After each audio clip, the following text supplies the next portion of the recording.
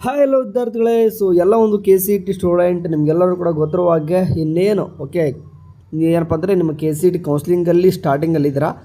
So ಏನೇನೆಲ್ಲ ಆಗ್ತಾಯಿದೆ ಇವತ್ತು ನ್ಯೂಸ್ ಪೇಪರಲ್ಲಿ ಏನೇನೆಲ್ಲ ಬಂದಿದೆ ನೋಡಿ. 9ರಂದು ಪ್ರಕಟವಾಗಬೇಕಿದ್ದ ವೇಳಾಪಟ್ಟಿ 13ರಂದು ದಿನಾಂಕ ಪ್ರಕಟ ಸಾಧ್ಯತೆ.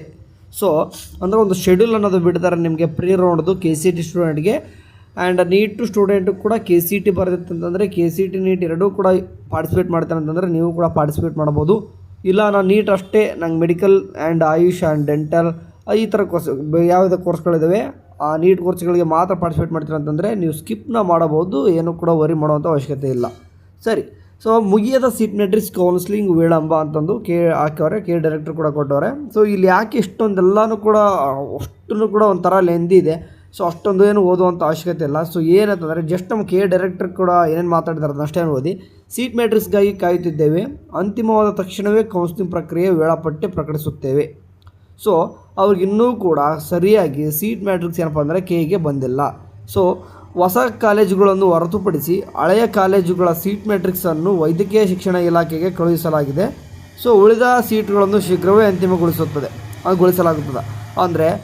ಅಂದರೆ ಭಗವಾನ್ ಬಿ ಸಿ ಅಂತಂದರೆ ಈಗ ನಮ್ಮ ಆರ್ ಜಿ ಎಚ್ ಎಸ್ ಏನಿದ್ದಾರೆ ಅಂತಂದರೆ ಅವರೇ ಈಗ ಸದ್ಯಕ್ಕೆ ಕುಲಪತಿಗಳಂತಾದರೆ, ಅಂದರೆ ಇವರು ಬಿ ಸಿ ಭಗವಾನ್ ಸರ್ ಏನಿದ್ದಾರೆ ಅಂತಂದರೆ ನಮ್ಮ ಒಂದು ವಾಯ್ಸ್ ಕ್ಯಾನ್ಸಲರ್ ಏನಿದ್ದಾರೆ ನಮ್ಮ ಆರ್ ಜಿ ಎಚ್ ಎಸ್ಗೆ ಅವರೇ ಇದ್ದಾರೆ.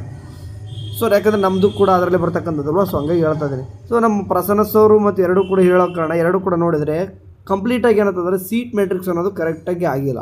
ಅಂದರೆ ಸೀಟ್ ಮ್ಯಾಟ್ರಿಕ್ಸ್ ಬೇಡದೆ ಯಾವುದೇ ರೀತಿ ಕೌನ್ಸಿಲಿಂಗ್ ಸ್ಟಾರ್ಟ್ ಮಾಡುವಂತಿಲ್ಲ, ಅದೊಂದು ರೂಲ್ಸ್. ಓಕೆ, ಸೊ ಅಟ್ಲೀಸ್ಟ್ ಒಂದು ಪ್ರಾವಿಷನಲ್ ಸೀಟ್ ಮ್ಯಾಟ್ರಿಕ್ಸ್ ಆದರೂ ಬರಬೇಕು ಎಲ್ಲನೂ ಕೂಡ ಕೇಳಿದವ್ರಿಗೆ, ಹಂಗಾದರೂ ಕೂಡ ಸ್ಟಾರ್ಟ್ ಮಾಡ್ಕೊತಾರೆ. ಓಕೆ, ಸೊ ಸದ್ಯಕ್ಕೆ ಏನೇನೆಲ್ಲ ಸೀಟ್ ಇದಾವೆ ನೋಡಿ. ಲಭ್ಯ ಇರುವ ಸೀಟ್ ಮ್ಯಾಟ್ರಿಕ್ಸ್ ಅಂತಂದು ಇಂಜಿನಿಯರಿಂಗ್ಗಳಿಗೆ ಎಷ್ಟಿದ್ದಾವೆ ನೋಡಿ. ಸದ್ಯಕ್ಕೆ ಇರತಕ್ಕಂಥದ್ದು 75,041 ಸೀಟ್ಗಳೇನಂತಂದರೆ ಇಂಜಿನಿಯರಿಂಗ್ ಇದ್ದಾವೆ. ಕೃಷಿ ವಿಜ್ಞಾನ 2,130. Okay, yoga and naturopathy 990. Nursing ನೋಡಿ, ನರ್ಸಿಂಗ್ ಅಂದರೆ BS ನರ್ಸಿಂಗ್ ಯೋಗ 53,780. ಅಂದರೆ ಇದರಲ್ಲಿ ಮ್ಯಾನೇಜ್ಮೆಂಟ್ ಸೀಟನ್ನು ಕೂಡ ಇನ್ಕ್ಲೂಡ್ ಮಾಡ್ತಾರೆ ನರ್ಸಿಂಗ್ ಒಳಗಡೆ, ಅದು ಅಂತೆಲ್ಲ ಇರಲಿ. ಫಾರ್ಮಸಿ 11,900, ಫಾರ್ಮಸಿ 11,900 ಸೀಟ್ಗಳು. ಆ್ಯಂಡ್ ಫಿಸಿಯೋಥೆರಪಿ BPTಗೆ 8,700. ಸೊ ಇನ್ನೂ ಕೂಡ ಬೇರೆ ಬೇರೆ ಕೋರ್ಸಸ್ಗಳಿದ್ದಾವೆ. ಸೊ ಕಂಪ್ಲೀಟಾಗಿ ಅವ್ರ ಹತ್ರ ಸೀಟ್ ಮ್ಯಾಟ್ರಿಕ್ಸ್ ಬಂದಿಲ್ಲ. ಓಕೆ, ಇನ್ನೂ ಕೂಡ ಎಲ್ಲ ಕೋರ್ಸಸ್ಗಳು ಸೀಟ್ ಮ್ಯಾಟ್ರಿಕ್ಸ್ ಬಂತಂದರೆ ಇನ್ನೂ ಕೂಡ ಡೀಟೇಲ್ಸಾಗಿ ಬರ್ತಾಯಿತ್ತು. ಸದ್ಯಕ್ಕೆ ಇರ್ತಕ್ಕಂಥದ್ದು ಹೇಳಾರೆ. ಸೊ ಅಂದರೆ ನಿಮಗೆ ಅರ್ಥ ಮಾಡ್ಕೋರಿ ಎಷ್ಟೆಲ್ಲ ಸೀಟ್ ಆಗ್ತಾಯಿದೆ ನೋಡಿ. 75,000 ಓಕೆ ಪ್ಲಸ್ 53,000 ಅಂತಂದರೆ ಎಷ್ಟಾಯ್ತು, ಇಲ್ಲಿಗೆ ಎಷ್ಟಾಯ್ತು ನೋಡಿ, ಜಸ್ಟ್ ನೋಡಿ. ಸೊ 75 ಅಂದರೆ ಇಲ್ಲಿಗೆ ಎಷ್ಟಾಯಿತು, 1,30,000 ಎಷ್ಟಾಯಿತು, ಇಲ್ಲಿಗೆ ಆಗಿತ್ತು 1,25,000-30,000 ಆಗಿತ್ತು. ಮತ್ತು ನೋಡಿ ಫಾರ್ಮಸಿ 11,000 ತೊಗೊಳ್ಳಿ. ಆ್ಯಂಡ್ ಅದೇ ರೀತಿಯಾಗಿ ಬೇರೆ ಬೇರೆ ಕೋರ್ಸಸ್ಗಳನ್ನು ಮುಗಿದ್ರೆ ಅಗ್ರಿಕಲ್ಚರ್ ಇದೆ. ಸೊ ಇನ್ನೂ ಕೂಡ IHS ಬರಬೇಕು, BPO ಬರಬೇಕು, ಓಕೆ ಆರ್ಕಿಟೆಕ್ಚರ್ ಬರಬೇಕು, ಸೊ ವೆಟನರಿ ಕೂಡ ಬರಬೇಕು. ಎಲ್ಲ ಸೀಟ್ ಮೆಟ್ರಿಕ್ಸ್ ಬಂದ ನಂತರ ಏನಪ್ಪ ಅಂದರೆ ಕೇದವ್ರು ಏನು ಮಾಡ್ತಾರೆ, ನಿಮ್ಮ ಒಂದು ಕೌನ್ಸಿಲಿಂಗ್ ಸ್ಟಾರ್ಟ್ ಮಾಡ್ಕೊತಾರೆ. ಸೊ ಅದಕ್ಕಿಂತ ಮುಂಚೆ ಕೇದವ್ರಿಗೆ ಒಂದು ಕೆಲಸ ಇದೆ. ಸೊ ವೆರಿಫಿಕೇಷನ್ ಸ್ಲಿಪ್ಪು ಇವತ್ತು ಬರುವಂಥ ಸಾಧ್ಯತೆ ಇದೆ. ಸೊ ನೋಡೋಣ ಅಂತ, ಇವತ್ತು ರಾತ್ರಿವರೆಗೂ ಕೂಡ ನೋಡೋಣ. ಇವತ್ತು ಬಂತಂದರೆ ನೋಡೋಣ, ಸೊ ಇಲ್ಲಾಂತಂದರೆ ಮತ್ತೆ ನಾಳೆಗೆ ಪೋಸ್ಟ್ಪೋನ್ ಆಯಿತಾ. ಸೊ ಎಕ್ಸಾಕ್ಟ್ ಟೈಮು ಕೇದವ್ರ ಹತ್ರ ಮೊದಲಕ್ಕೆ ಏನಿತ್ತು ಇಲ್ಲಿ ಮೆನ್ಷನ್ ಮಾಡಿದ್ದಾರೆ ನೋಡಿ.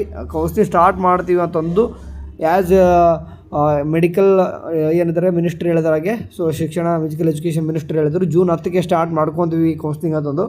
ಬಟ್ ಅವ್ರಿಗೇನಂತಂದರೆ ಇನ್ನೂ ಕೂಡ ಸರಿ ಸೀಟ್ ಮೆಟ್ರಿಕ್ಸ್ ಇಲ್ಲದ ಕಾರಣ ಕೇದವ್ರು ಮಾಡ್ತಾಯಿಲ್ಲ. ಸೊ ಡಿಲೇ ಆಗಿದೆ.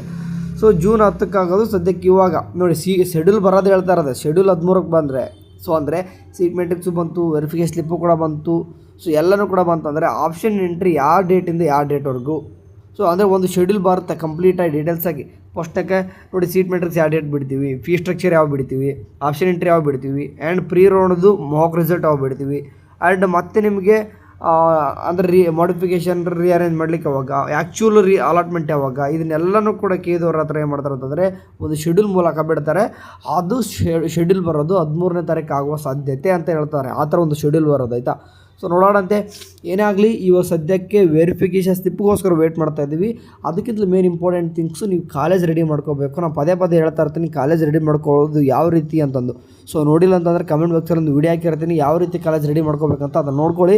ಯಾಕಂದರೆ ಆ ಕಾಲೇಜು ಮೇನಾಗಿ ಥಿಂಕ್. ಯಾಕಂದರೆ ಕಾಲೇಜ್ ರೆಡಿ ಮಾಡಿಕೊಂಡ್ರೆ ನೀವು ನೆಕ್ಸ್ಟ್ ಏನಪ್ಪ ಅಂದರೆ ಈಸಿಯಾಗಿ ಕೌನ್ಸಿಲಿಂಗ್ ಅಟೆಂಡ್ ಮಾಡ್ತೀರಾ, ಅಂದರೆ ಆಪ್ಷನ್ ಎಂಟ್ರಿ ಈಸಿ ಮಾಡ್ತೀರಾ. ಇಲ್ಲಾಂತಂದರೆ ಕೊಟ್ಟಿರೋ ಟೈಮೇ ನಿಮ್ಗೆ ಸಾಕಾಗಲ್ಲ. ಯಾಕಂದರೆ ಕಾಲೇಜ್ ಲಿಸ್ಟ್ ರೆಡಿ ಇರೋಲ್ಲ, ಅವಾಗ ಹುಡ್ಕಾಡುತ್ತಾ ಕೂರ್ತೀರ, ಅವಾಗ ಎಲ್ಲೆಲ್ಲೋ ಇರ್ತವೆ. ಸೊ ಬೆಸ್ಟ್ ಇವಾಗಲೂ ಕಾಲೇಜ್ ಲಿಸ್ಟ್ ಮಾಡಿ ಇಟ್ಕೊಂಡಿರಿ. ಓಕೆ ಸರಿ, ಏನೇ ಅಪ್ಡೇಟ್ಗಳು ಬಂದರೆ ತಿಳಿಸ್ತಾ ಇರ್ತೀನಿ. ಅಲ್ಲಿ ಚೆನ್ನಾಗಿ ನೋಡ್ತಾರೆ. ಟೇಕ್ ಕೇರ್, ಬಾಯ್.